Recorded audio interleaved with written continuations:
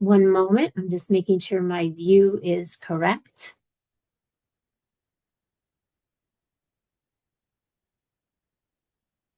Okay, this is the final webinar for this academic year in our New York State World Languages Professional Learning Series. My name is Candace Black, and I am your World Language Associate in the Office of Bilingual Education and World Languages of the New York State Education Department. We want to welcome you to Principles and Guidelines for Adopting or Creating Locally Developed Benchmark Assessments for Checkpoint B, Modern Languages Other than ASL. In this session, the presenters will explain the general principles and protocols outlined in the NYSED-OBEWL document entitled Principles and Guidelines for Adopting or Creating Locally Developed Benchmark Assessments for Checkpoint B, Modern Languages Other than ASL. This document provides guidance to local educational agencies and regional and statewide consortia for the creation of Checkpoint B benchmark assessments for modern languages aligned to the revised New York State Learning Standards for World Languages.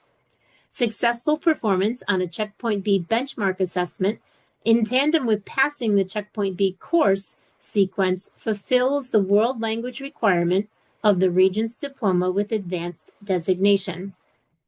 Our workshop presenters today are Dr. Joanne O'Toole, Bill Heller, and Dr. Lori Langer de Ramirez.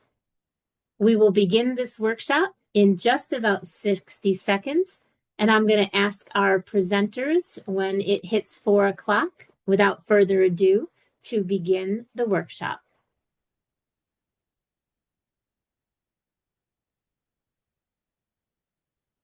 Thank you, Candy.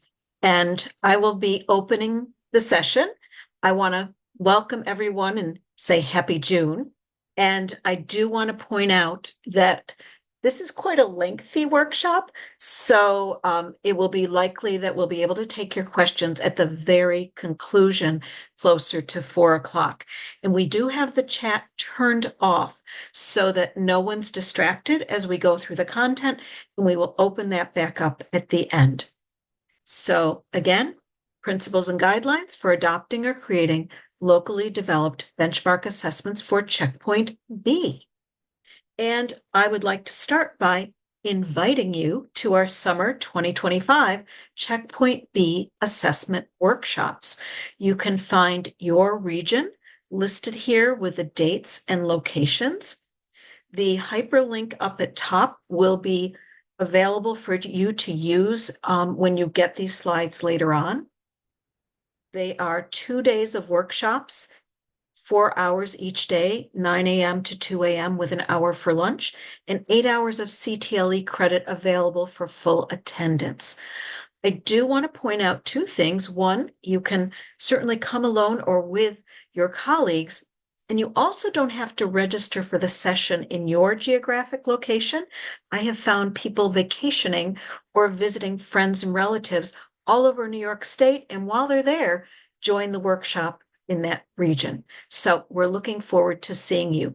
I will add one more thing, which is that we won't be repeating these workshops next summer. So if you want to get in and start working on developing items and get comfortable with the Checkpoint B assessment guidelines, come this summer and join us. As always, we have our workshop symbol keys, microphones muted. We have multiple documents for you in the Google folder, the link Bill keeps sharing in the chat. And if an item is in the folder, you'll see the little folder icon. I don't think we're using the Think Alone today, but please be thinking throughout our session. And at the end, we will invite you to put your questions in the chat box showing this icon. So we have 3 goals for today. Starting with, I can identify purposes and guiding principles for Checkpoint B benchmark assessments. Second, I can identify the guidelines for Checkpoint B benchmark assessment development and implementation. And finally, I can identify the assessment formats and task designs for sections associated with each New York State Learning Standard for world languages. So the focus of today's webinar is this document, which was published a couple months ago and is posted on the stated website. It's also in our folder, and it is specifically called Principles and Guidelines for Adopting or Creating Locally Developed Benchmark Assessments for Checkpoint B.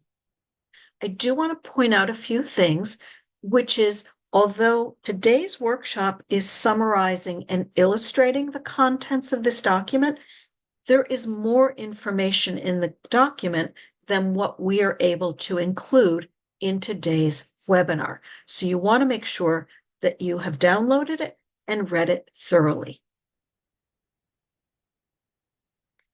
And what we suggest is that you not only consider the information that we share in today's webinar, you read the Principles and Guidelines document closely. Also read the Quality Assessment Items document that we'll be showing you shortly, and come back and watch the recording alone or with colleagues, pausing the video to refer again to the aforementioned documents, because it really is chock full of information, more than you can really internalize in one viewing. So when we think about our assessments in the world language classroom, we want to think about them along a continuum.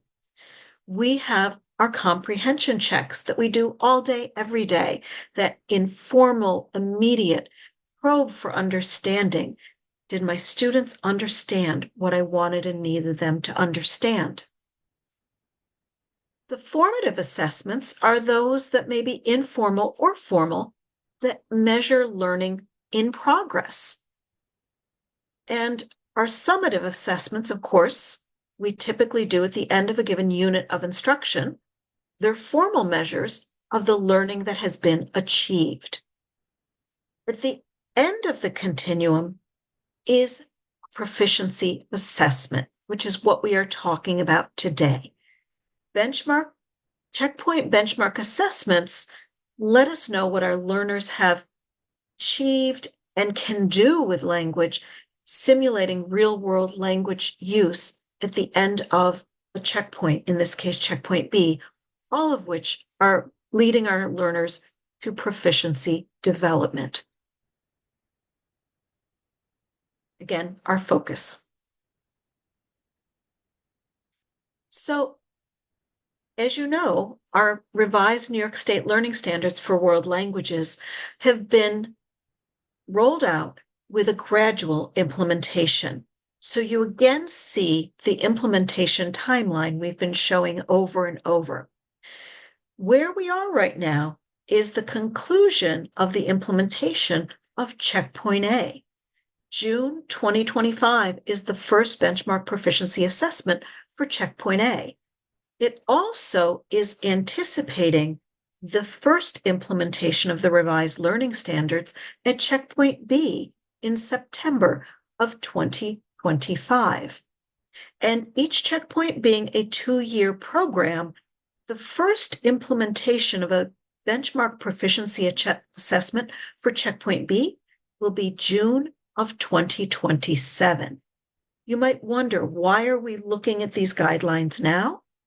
Because for the next 2 years, you can be implementing assessment items that are modeled after what will be on that June 2027 benchmark proficiency assessment, so that your learners have experience, so that you know that you're assessing the standards and building the learner's confidence. So the guidance is rolled out by the State Education Department, specifically from the Office of Bilingual Education and World Languages. And it is given to the local educational agencies. That might be a school district, that might be a BOCES, and from there are choices. A local district or a local BOCES can develop its own benchmark proficiency assessment, or it can choose to participate in a regional or statewide consortium, or purchase an assessment from a regional or statewide consortium that actually makes theirs available for purchase, or you can purchase from a commercial vendor. All of the commercial vendors that have been approved by the State Education Department are listed, and the link is here on the State Education Department website. And these are the assessments that were approved for the 4+1 pathways. They work perfectly for the purpose of the benchmark proficiency assessment. And you'll find assessments in 15 different languages. So as we designed these guidelines, we had 4 guiding principles in mind.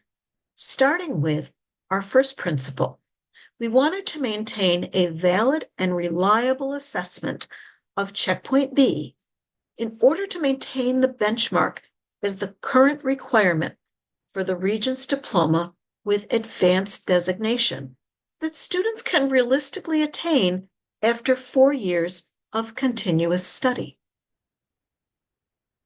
Our second principle was to maintain fidelity to the language functions, topics, and performance indicators for Category 1-2 languages, for intermediate low to intermediate mid, and Category 3-4 languages for novice high to intermediate low from the revised New York State Learning Standards for world languages. Our third principle was considering pragmatic approaches and protocols for administration based on past practices that were shown to be successful, along with current research-based practices. And finally, we were considering the overall assessment and task designs that are user-friendly and that can be realistically administered, completed, and scored within the end of the year timeframe. So who needs to take this Checkpoint B proficiency benchmark assessment? Currently, all students pursuing the Regents Diploma with Advanced Designation, except those who complete a 5-unit sequence in the arts or career and technical education. I will note that this is the current guidance. This is the current diploma. We all know that the Blue Ribbon Panel has made some proposals. That's not gone into effect. If and when it does, we will create some variation in the wording to this. And when? At the conclusion of Checkpoint B. And why? To fulfill the world language requirement of the Regents Diploma with Advanced Designation. And some guidelines in administering this assessment include the answer to the question, what? These are on-demand performance tasks. When? During the Regents exam dates, except the speaking portion. And I will note that when the Board of Regents publishes the calendar for the Regents examinations is published, there is a date identified for local examinations. That's where this would fall. And then, of course, the speaking takes place in anticipation of the Regents date, but within the final 10 weeks of the academic calendar of the final Checkpoint B course. And how? Following traditional Regents exam protocols. So what are the scope and content of the communication standards in this assessment? And we have our 3 communication standards: interpretive, interpersonal, and presentational communication. And this is what the guidance document says. All communication standards are assessed in the on-demand Checkpoint B benchmark assessment, although not all skills of these standards need to be included in the on-demand assessment. And we'll come back to that.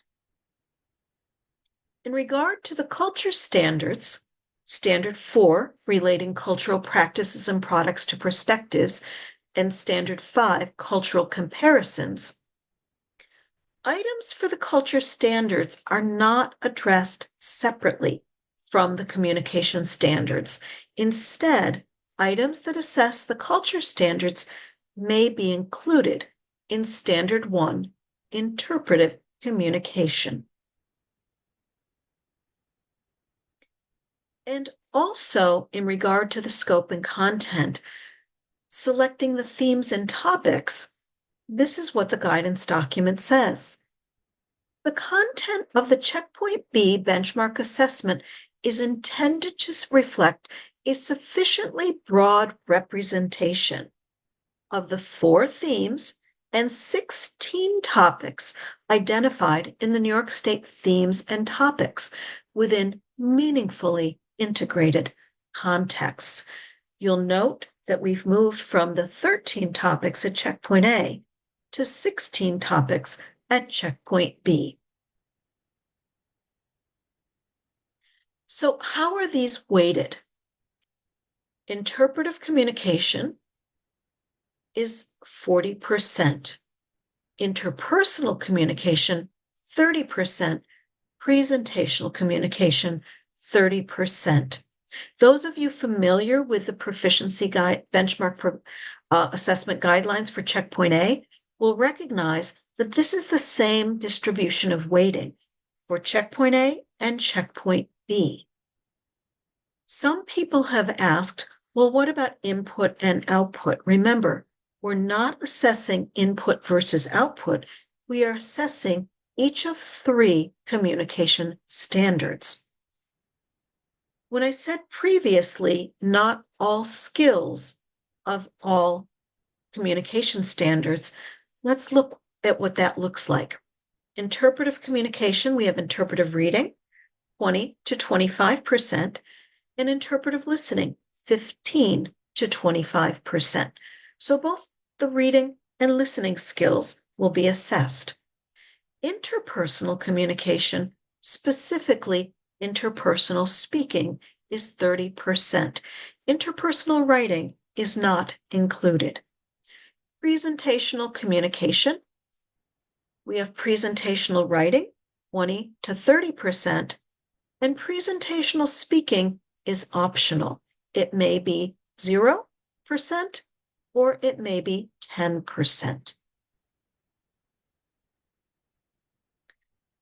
So a new feature in the benchmark proficiency guidance document is a table that provides a larger overview of what are the passing ratings and what are the target ratings for each one of the checkpoints, for each one of the category type languages. Because at Checkpoint A, we had category 1, 2 languages and category 3, 4 languages that had the same proficiency targets. Passing rate was novice mid for both categories of languages, and the target rate novice high for both language categories. However, when we get to Checkpoint B, we can see some variation. That the passing rate for the benchmark proficiency assessment for category 1, 2 languages is intermediate low. However, for category 3, 4 languages, the passing rate is novice high. And then target ratings for category 1, 2 languages is intermediate mid, but for category 3, 4 languages is intermediate low. And then we can see additionally what the goals are at Checkpoint C for passing and target ratings, keeping in mind what the target rating represents at Checkpoint C is the seal of biliteracy. So the New York State World Language Proficiency Ranges and Performance Indicators is where the wording, where the descriptors for performances come from. And so we can see clearly for each one of our standards what the what the target ratings are for category 1, 2 languages, intermediate mid, and the descriptors across each one of the standards. And then we see intermediate low for category 3, 4, again with the descriptors for each one of the standards. And here also, using the performance indicators, we see the target rating, the pass rating for category 1-2 languages at intermediate low, along with the descriptors, and the category 3-4 passing rating of novice high, also with the descriptors. So a key document that you want to refer to if you're developing your own assessment items, whether it be for your daily practice or whether it be for writing actual benchmark proficiency assessments, is this document called Writing Quality Assessments. And what you will see in the table of contents is you will see assessment types by mode of communication. In this webinar, we're going to focus specifically on multiple choice format and short answer items for interpretive communication, oral interpersonal tasks for interpersonal communication, and oral and written presentational tasks for presentational communication. I want you to note that in this document, there's a page that offers tips for using authentic resources in interpretive communication tasks. There's also notes down at the bottom of the page as to whether an item type is not applicable to a benchmark proficiency assessment. Great for everyday practice, great for everyday assessment, just not to be used on a benchmark proficiency assessment. And then there are examples. The examples are specific to checkpoint A, but they will work very well to guide your thinking and assessment item development at checkpoint B. So every one of the slides that introduces an item type looks like this. And what these slides do is they summarize the guidance that's in the document. So again, you want to read the document so that you have the full information, but this is just a quick summary. So first, interpretive reading items, again, 20 to 25%. What do? They assess students' ability to understand written, authentic resources by asking the students to identify the main idea and key information from straightforward texts on a variety of topics at intermediate mid for category 1-2 languages.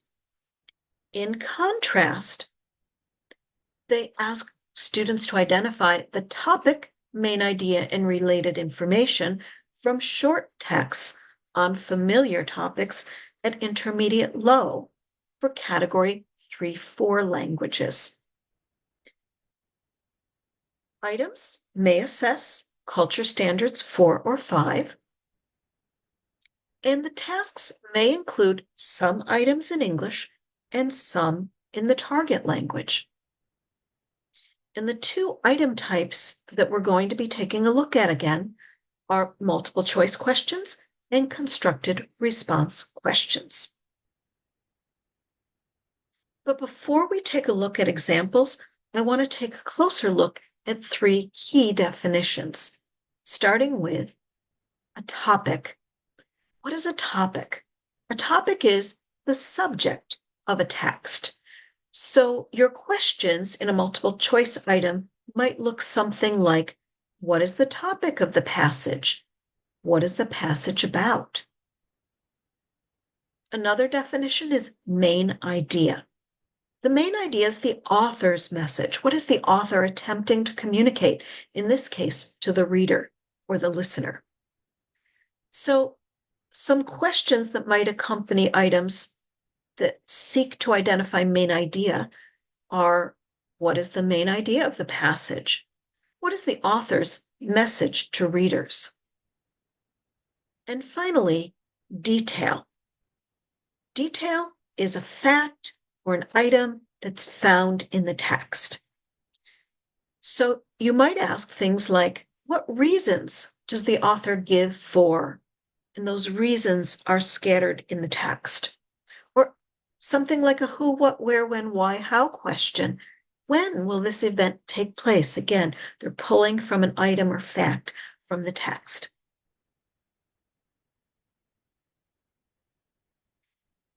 So even though we have the writing quality assessment items document that has a lot of detail to it, we've also created a look fors document you'll find in the folder that really summarizes some very key details, not everything. And so here's the look for multiple choice items. So you can do a quick, like, does it do this? Does it do that? Does it do the other thing when you look at an item? So let's take a look at some multiple choice items. For each of the items that I've provided in the interpretive section, what I've done is I've shown you the authentic resource so we can see we have Spanish infographic, and I've provided the translation. And the translation is for those people who don't speak the language of the authentic resource that's been provided.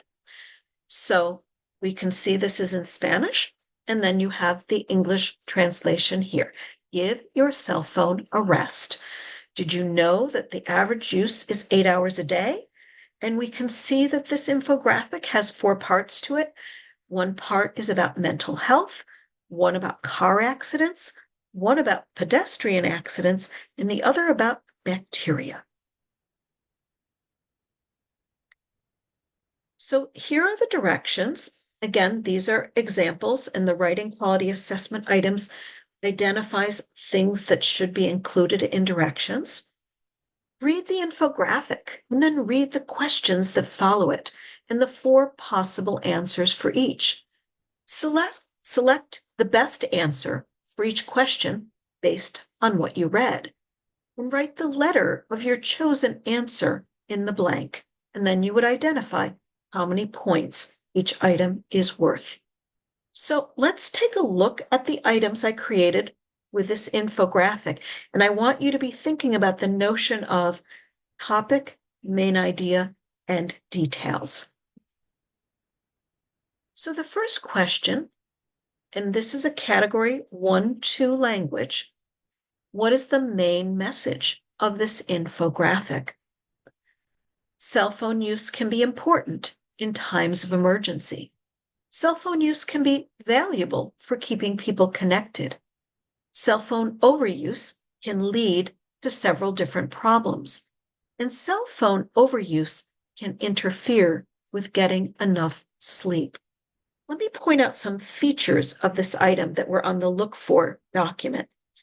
Number 1, you can see that there's a parallel structure to the sentences or to the responses. They all start with the same basic information, cell phone use and cell phone overuse. You can have all 4 with the same structure or 2 and 2.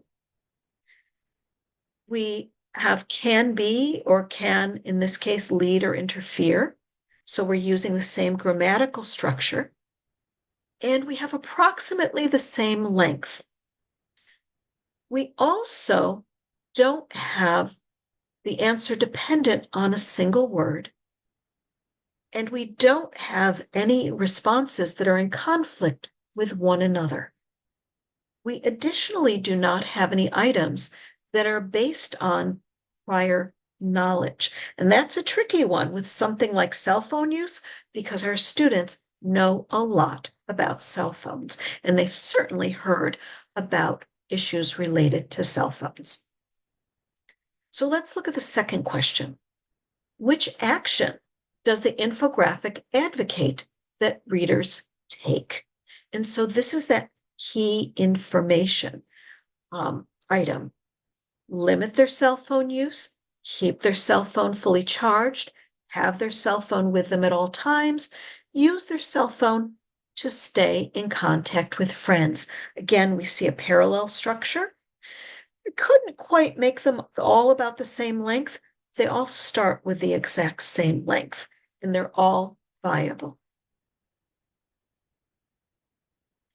So when you think about using an authentic resource in a photocopier, one of the things you want to do is you want to make sure that you convert the authentic resource to grayscale, which can be easily done in Word or in Google by going to color and adjusting the color to grayscale before photocopying. That way it will copy very crisply.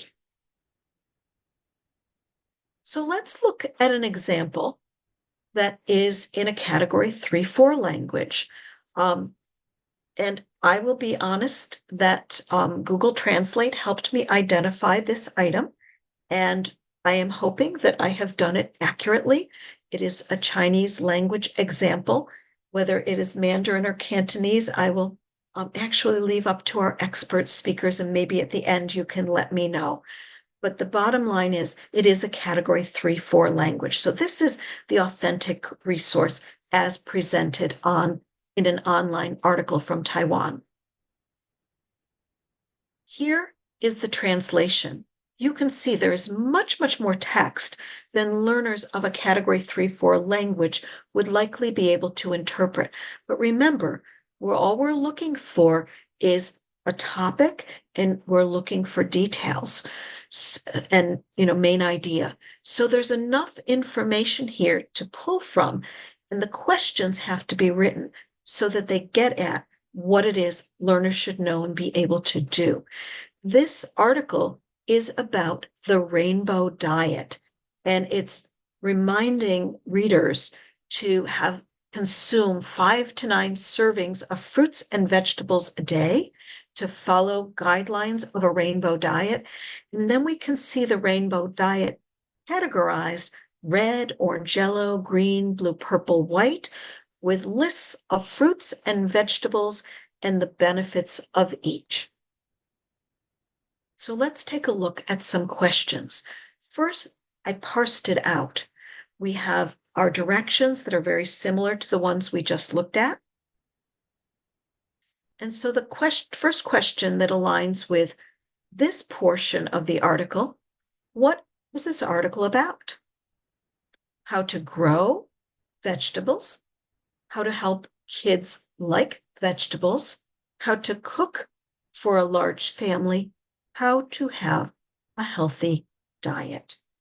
So again, they don't need to know all the words. They just need to be able to pull out the notion of the healthy diet. And what 2 characteristics are discussed? Color and amount, age and color, amount and size, age and size. And throughout the article, it talks all about the colors, the rainbow diet, and the quantity of what should be consumed.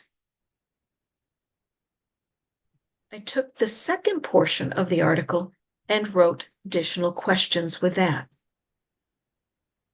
What information is included in each list? Fruits and vegetables, recipe ingredients, tips and tricks, traditional practices. And finally, what is also mentioned in each list? A challenge, a danger, a benefit, a cost. So we can see these questions are really getting at some details. And I also want to point out, you'll see that I took one authentic resource in both cases, and I wrote multiple questions for each. So you don't have to find a very large number of authentic resources for the interpretive multiple choice section or even constructed response lesson section, but rather what you want to do is find one that will allow you to write multiple questions. So another constructed response type is the short answer format. And again, here's our look for document. And so let's take a look at an example. So this is an example of a French comic from Elise Gravel. Those of you who teach French may be familiar with this artist and author from Canada. And specifically, it's about how can you protect the environment? Worried about the future of the planet? There are several things you can do to protect it. And so she writes specifically to young people and telling them what they can do to make a difference in protecting the environment. Here again are similar directions as you've seen before. And we have a category 1-2 question, or excuse me, language. And our first question, what is the main idea of this comic? I do want to point out there's more than one way to answer this. And so that's one of the key ideas in the look-fors for the main ideas, or excuse me, for the short answer, is that you want to have some flexibility.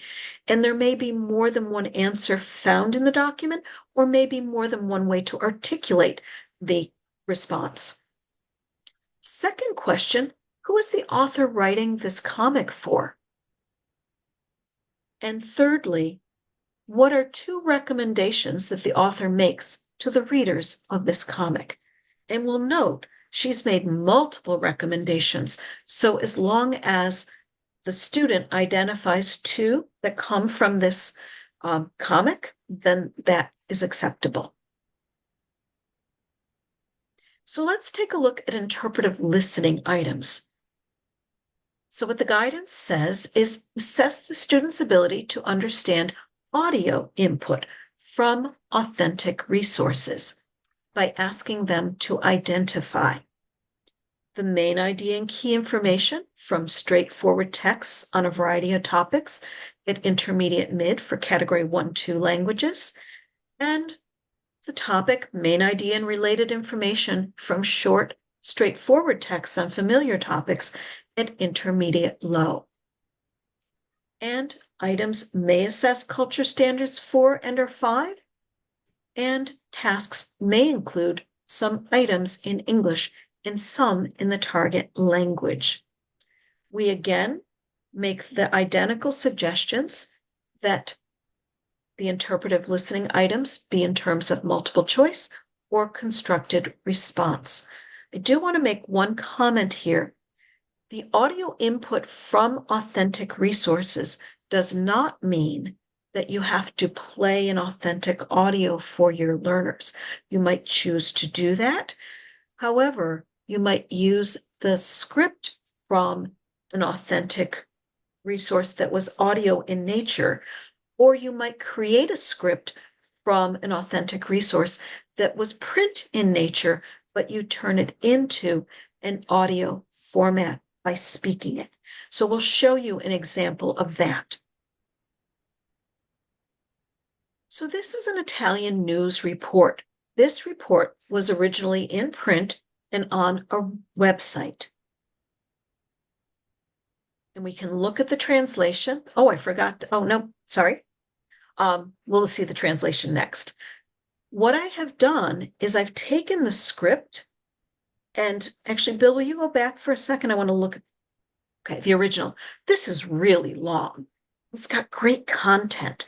So rather than saying, oh, I can't use this because it's too long, now go to the next slide. What I've done is decided what pieces of it I can use as listening scripts for interpretive listening. And I won't be using the picture because clearly that's giving away information.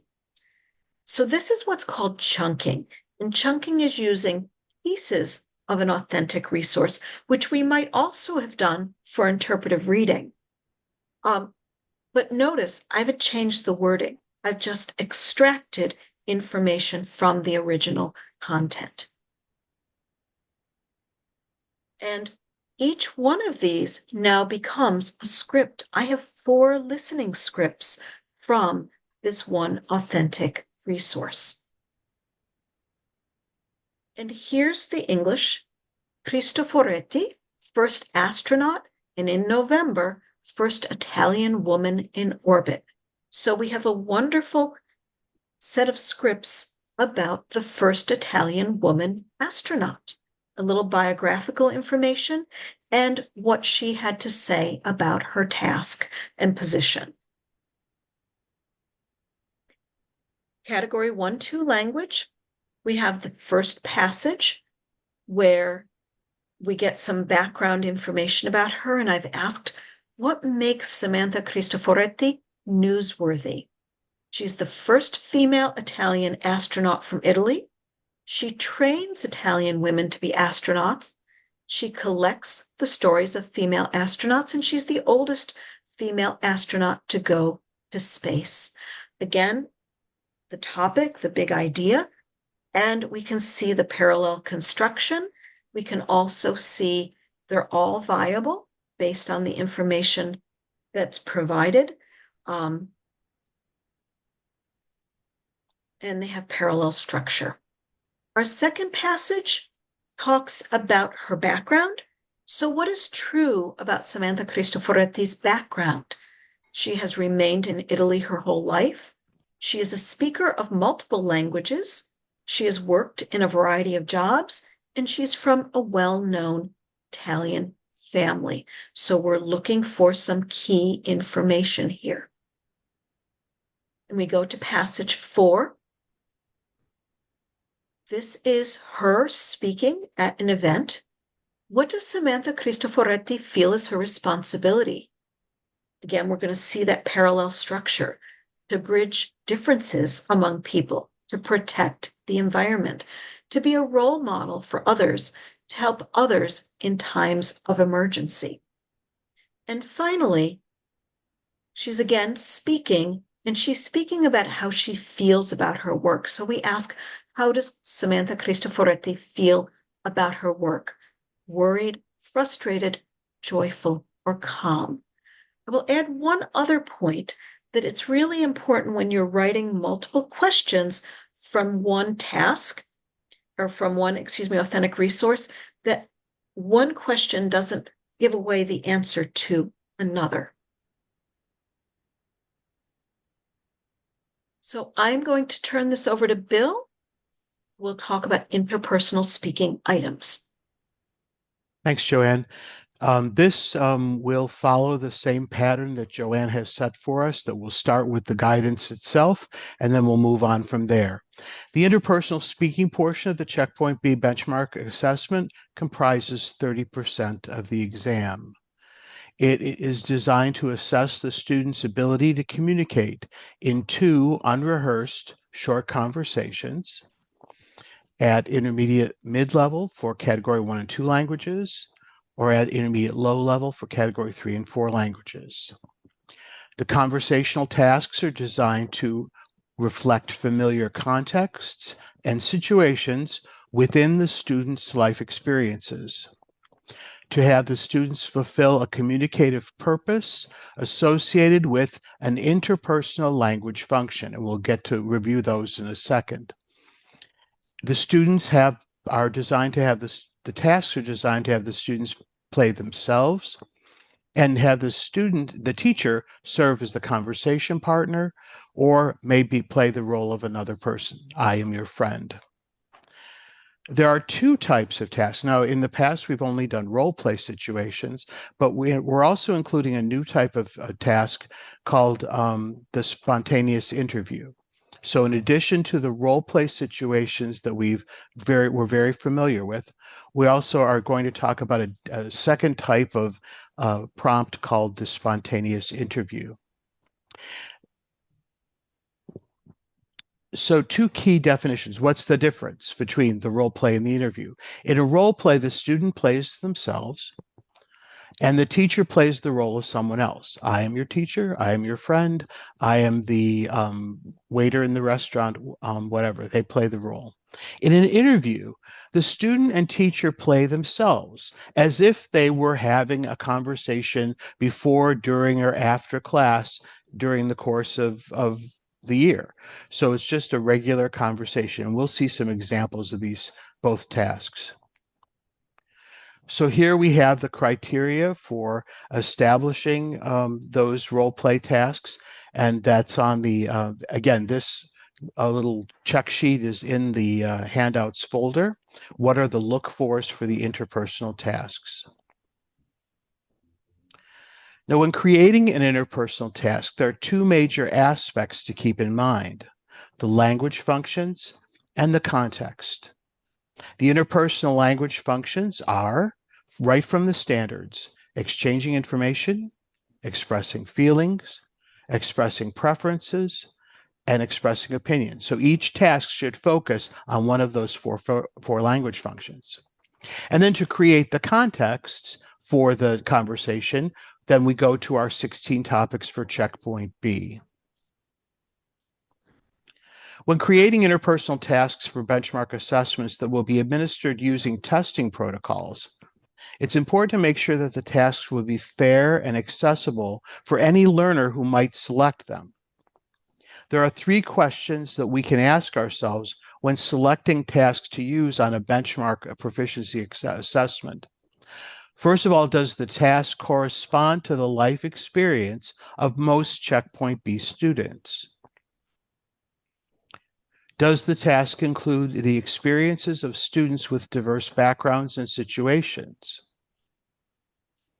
And does the task assume availability of resources or opportunities that some students may have had or may have access to, other students may not?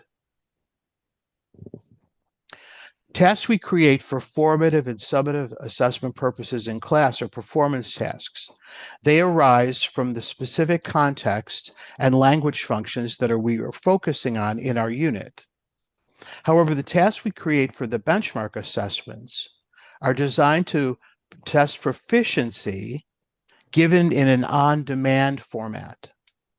The context and language function are tied to a specific thematic unit. This chart compares the 2 types of tasks. Performance tasks relate to the content of a specific unit, whereas proficiency tasks cannot assume specific instructional experiences. A performance task can be modified for classroom context and student differeces, whereas a proficiency task can't be modified in the context of a testing situation. The task would be what the student chose. They're pre-written in advance, and they're available. All the students could possibly pick those tasks. So those are why we consider those 3 questions prior to selecting tasks specifically for the benchmark assessments. So let's take a look at some of the specific examples of interpersonal speaking tasks. We'll start with the role play tasks that you're already familiar with. So here's one. I'm your friend. You've just heard the weather will be bad all weekend. We make plans to meet over the weekend. You start the conversation. Your task is to make plans with me for the weekend. Notice that we've made clear the language function being assessed, in this case, making plans. And the context is weekend activities within the checkpoint B topic of leisure time. This task is highlighted in boldface type to make clear what is expected to receive credit for the task. Many times the checkpoint B task will look similar to ones we might have created for checkpoint A. And this is to be expected since all the language functions and many of the topics are the same. But there are 2 important differences you'll note. The future orientation of this task in checkpoint B, whereas the checkpoint A, the learners might be talking about their usual weekend activities. In this task, we can use other timeframes at checkpoint B. Secondly, the scoring guides will be indexed at intermediate proficiency, which expects the students to communicate in sentences and even strings of sentences. So both the demands of the task and the expectations for receiving full credit have been leveled up from checkpoint A to checkpoint B expectations.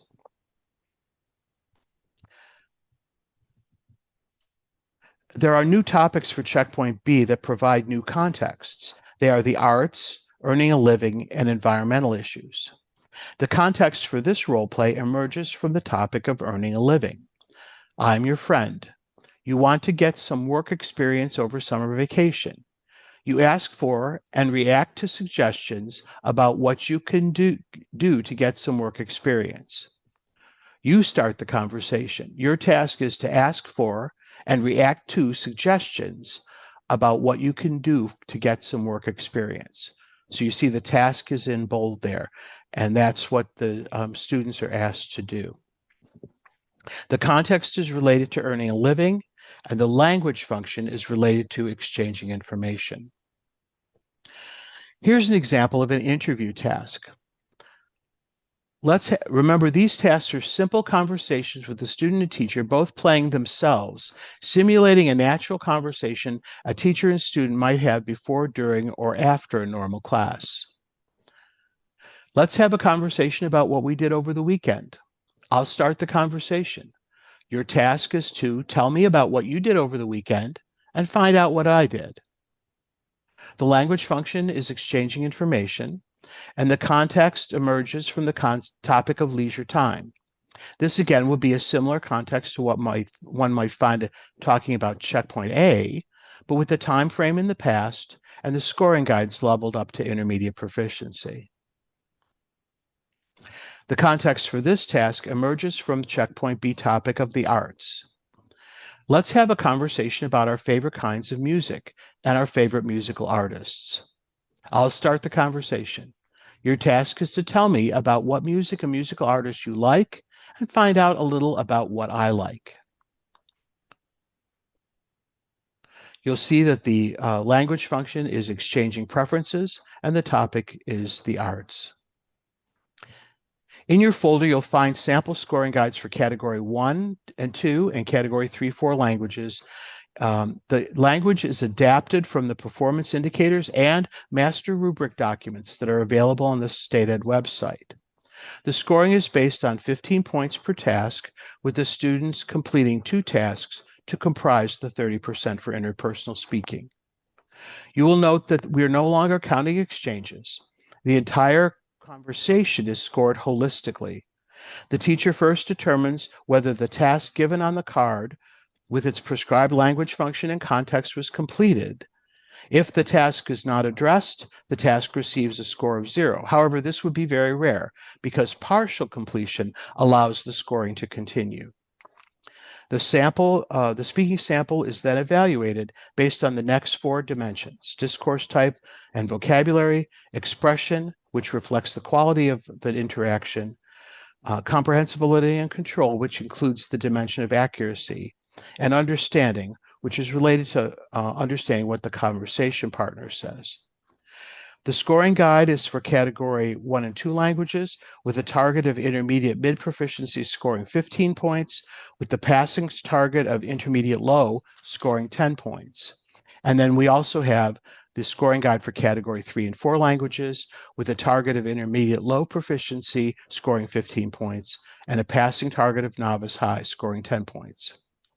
Now I'll hand off to Lori to talk about presentational assessment tasks. Thank you, Bill. So, you know the drill. Let's start with an overview of what to expect for presentational writing items first. Presentational writing items assess the student's ability to write 2 to 3 tasks to narrate personal experiences, present information, and state and support viewpoints on familiar, concrete, and research topics at intermediate mid for categories 1 and 2, or to present information about one's life and activities, state and make attempts to support preferences and opinions on familiar topics at intermediate low for categories 3-4. And so the language functions here are narrate and describe, for example, a letter or a note; to inform, for example, an announcement or an invitation; explain or persuade, such as in an email or an opinion piece. Let's have a look at some of the look-fors, and you see, once again, this is in your folders. It's a very useful document. You can check this off as you're creating your own presentational writing tasks. And so that is something that is in the writing quality assessment items document. Please have a look at it. It's very helpful. So let's look at a presentational writing task. This one is to inform as the language function. I'll read the directions once and then they'll be repeated throughout the subsequent examples. Your response to this task should be written entirely in the target language and should contain a minimum of 7 to 10 sentences. Your responses must be written in your own words. No credit will be given for a response that is copied or substantially the same as material from other parts of this examination. Words written in English will be ignored and may affect comprehensibility. We remind students to be sure that they've satisfied the purpose of the task, and of course, ask them to write their responses in the lines following the prompt. And so this first task again is about informing, and the situation is this. You are looking for a summer job. Write a letter to inform your prospective employer about the skills that you possess for the job. You may wish to include, and here are some things that will hopefully get students unstuck in their writing. So we give them some ideas. They may wish to include things like the name of the job, the reason for their interest, what experience you have related to the job, what skills you have related to the job, what days and times you are available, who could serve as a reference, and an offer to follow up with more information. Having those prompts can give students some ideas and help them to write this particular presentational writing task. Here's another example. This time, the language function of explain. And we won't go through the directions again. The task this time involves this situation. You recently visited a museum and enjoyed what you saw. Write an opinion piece for your school newspaper to explain why everyone should visit a museum at some point. You may wish to include the name of the museum, the reason for your visit, when you visited, what you saw, why museums are important, and what people can gain from visiting a museum. One more presentational writing example. This next one is persuade. And you'll notice that, again, we have some new topics for checkpoint B. So earning a living, and this one is the environment.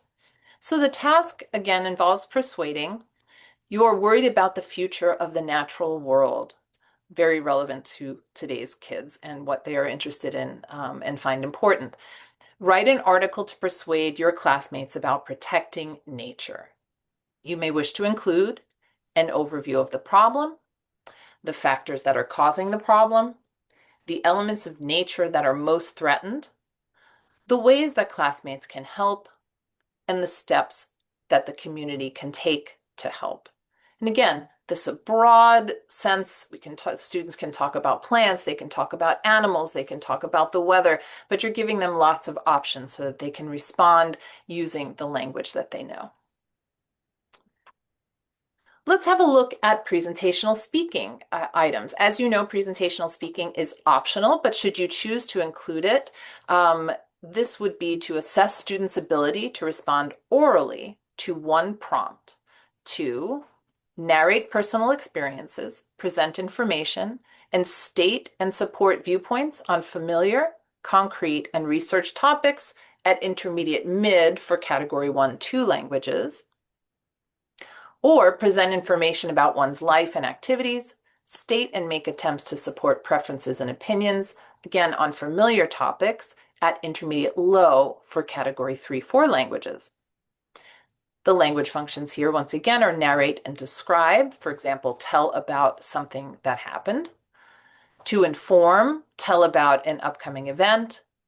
Or to explain or persuade, to state and support an opinion. Let's look at what some of these might look like. Once again, you have these look fors in your document. Please go ahead and look at those in your folder. These are really helpful as you're designing your tasks. So this first one, and I'll share the directions here for presentational speaking, is narrate as the language function. Read the details of the following task, then take 2 minutes to prepare an oral response. When told to do so, begin recording your oral response. Your response should be spoken entirely in your target language and should contain a minimum of 7 to 10 sentences. Your responses must be expressed in your own words. No credit will be given for a response that is substantially the same material as other parts of the exam. Words in English will be ignored and may affect comprehensibility. You will have up to 2 minutes to record your response. Once again, we remind students to make sure that they focus on the purpose of the task. So this task, again, involves narrating. You are telling your best friend about this past weekend. Tell your friend about your weekend. You may wish to include where you went, who you spent time with, what food you ate, what activities you did, what times you did the activities, and how you felt during the weekend. Clearly, we are moving out of present tense into past tense for this presentational speaking task. Here's another example with the language function of inform. This task involves students starting up a club at school. You have been invited to present information about your club to the school administration. You may wish to include the name of the club, why the club is important, the activities you will do in the club, when the club will meet, where the club will meet, and why students would want to join this club. And then finally, one last example for presentational speaking, this with the language function of explain. The task here is to state a viewpoint. You think that your school should allow cell phone use outside of class time. Of course, they think that. State your viewpoint about allowing cell phones outside of class time. Now, we're giving them some examples of what to include. They might already have many ideas about this, but they could include things like why cell phone access is important, when students will use cell phones, how students will use cell phones, who will benefit from the use of cell phones, and how students will use cell phones responsibly. We, of course, provide scoring guides for you for presentational communication. This is for category 1-2. This information is in your folders. As Bill mentioned, if the student scores a 0 for communication, unfortunately, you need to stop scoring. But again, most students will be able to at least partially complete the presentational task. And so you can move on and score them holistically using this rubric. This is for category 1-2, and we have the rubric for category 3-4 for presentational tasks. Let's revisit today's goals. We hope that you can say yes to all of these can-do statements. I can identify purposes and guiding principles for Checkpoint B benchmark assessments. I can identify the guidelines for Checkpoint B benchmark assessment development and implementation.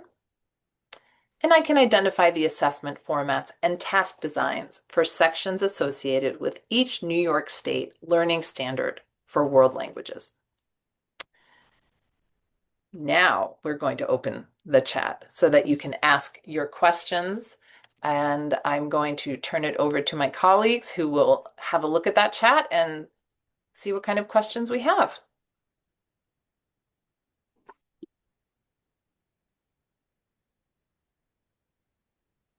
So the chat box is open. If you have any questions, if you could enter them in, and we will try and deal with some.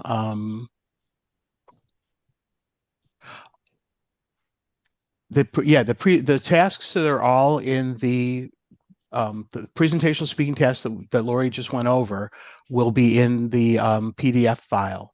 The PDF file isn't in there yet, but it will be as soon as in a minute. I have a question about the persuade function at intermediate mid-level. Does it seem a bit high? I'm thinking of the actual benchmarks. Joanne, you want to talk about that? You're on mute, Joanne. I was busy reading chat questions.